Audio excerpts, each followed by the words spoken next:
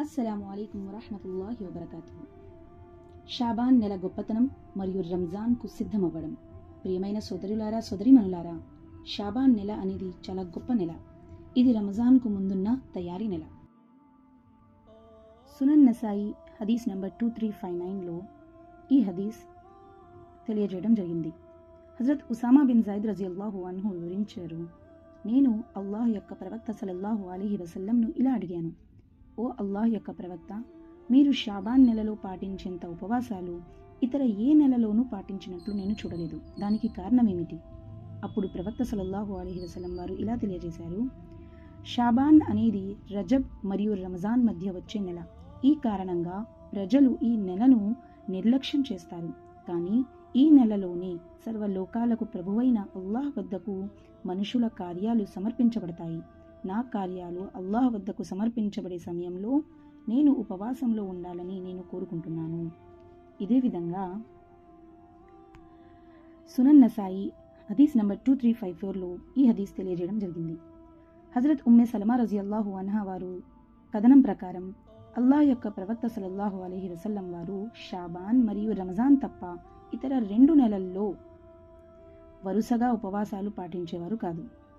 అంటే దీనికి అర్థం ఏమిటంటే ప్రవక్త సల్లల్లాహు అలైహి వసల్లం వారు షాబాన్ నెలలో ఎక్కువగా ఉపవాసాలు పాటించేవారు మరియు ఆ తర్వాత రంజాన్ ఉపవాసాలు వచ్చేవి. ప్రియమైన సోదర సోదరీమణులారా, ఒక ముఖ్యమైన విషయం మనం సరిగ్గా అర్థం చేసుకోవాలి. షాబాన్ నెలలో పూర్తి 30 రోజుల ఉపవాసాలు పాటించటం ఇది ప్రత్యేకంగా ప్రవక్త సల్లల్లాహు అలైహి వసల్లం వరకు మాత్రమే సాధ్యమైంది. ఉమ్మత్కు అలా చేయమని ఆదేశం ఇవ్వబడలేదు. ఇదే విధంగా ప్రవక్త సల్లల్లాహు అలైహి వసల్లం వారు తెలియజేశారు, షాబాన్ సగం దాటిన తర్వాత ఉపవాసాలు ప్రారంభించవద్దు. సునన్ అబూ దావూద్ హదీస్ నంబర్ 2337లో ఈ హదీస్ తెలియజేయడం జరిగింది. అంటే షాబాన్ చివరి రోజుల్లో కొత్తగా ఉపవాసాలు మొదలు పెట్టకూడదు. ఎందుకు అంటే రంజాన్కు శరీరం బలంగా ఉండాలి.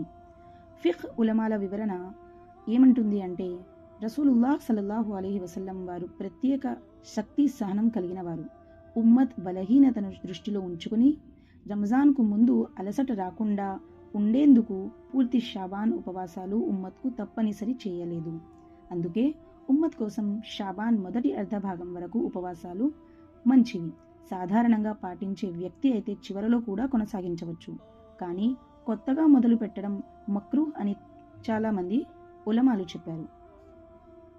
ప్రియమైన మిత్రులారా, షాబాన్లో నఫిల్ ఉపవాసాలు 13, 14, 15 అంటే అయ్యాముల్ బీజ్ ప్రతి నెలలో వచ్చే ఈ రోజాలు, ఇంకా సోమ మరియు గురువారం ఉండే ఉపవాసాలు, కానీ శరీరాన్ని అలసటకు గురి చేయకుండా ఉండే ఈ ఉపవాసాలను మాత్రం మనం పాటించవచ్చు.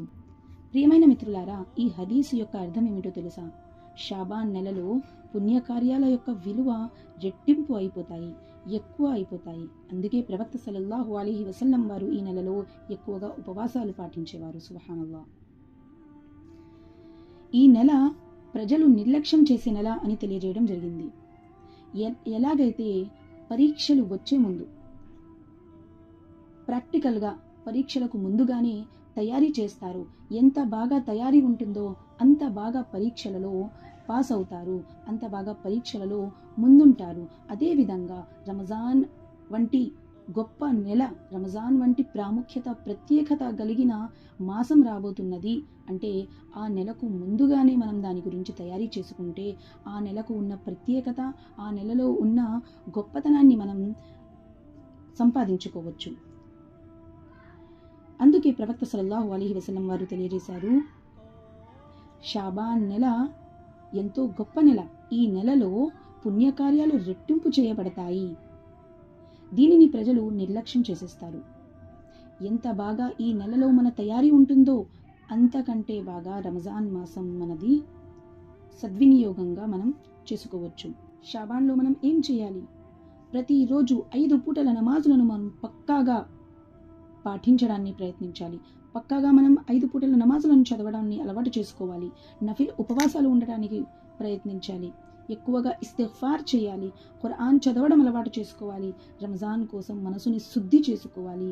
ప్రియమైన సోదరీమణులారా, రంజాన్ వచ్చే ముందు రంజాన్ వస్తుంది అనగానే మనం మన ఇళ్లను శుద్ధి చేసుకుంటాము, ఇళ్లను చున్నాలు వేసుకుంటాము, ఇంట్లోని వస్తువులను శుభ్రపరచుకుంటాము, ప్రతిదీ శుభ్రపరచుకుంటాము, శుద్ధి చేసుకుంటాము. కానీ వీటన్నింటికంటే ముఖ్యమైనది ఏమిటి అంటే రంజాన్ రాకముందే మీరు మీ హృదయాలను శుద్ధి చేసుకోండి, మీ మనసులను శుద్ధి చేసుకోండి, పాపాల నుండి శుద్ధి చేసుకోండి, చెడు అలవాట్ల నుండి శుద్ధి చేసుకోండి, ద్వేషాల నుండి శుద్ధి చేసుకోండి. ఇలా ప్రతి చెడు అలవాట్ల నుండి, చెడు కార్యాల నుండి మీ మనసులను శుద్ధి చేసుకోండి. ప్రియమైన సోదరీమణులారా, షాబాన్ను నిర్లక్ష్యం చేస్తే రంజాన్ విలువ మనకు అర్థం కాదు. ఈ రోజు నుంచే సిద్ధమవుదాం.